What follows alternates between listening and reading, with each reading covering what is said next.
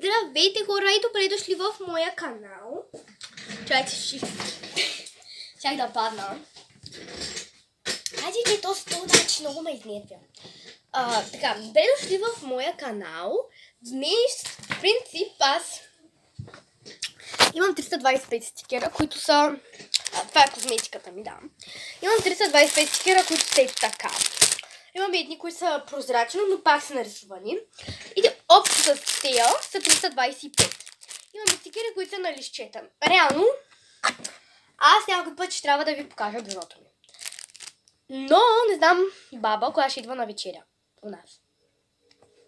Така, нека да ги покажа някои, защото ако трябва да покажа всичките, може би ще отнеме няколко доста части.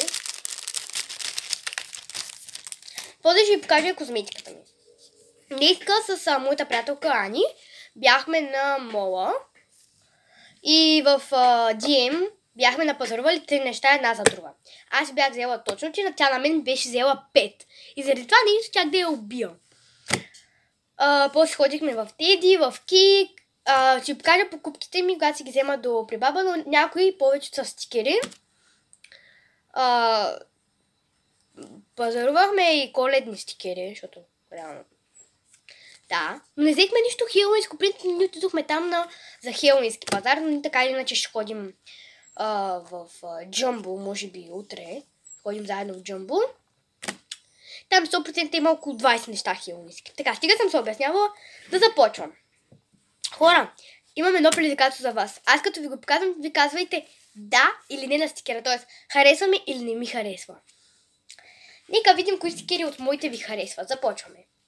Първия. Втория. Третия. Четвъртия. Петия. Шестия. Седмия. Ще им загубя бройката по някое време, така че. Осмия. Деветия. Десетия. 11, 12.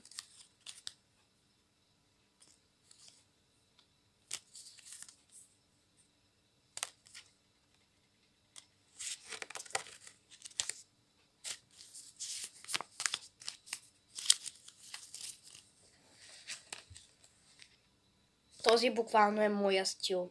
Хора, видях го и помолих просто да ми го даде.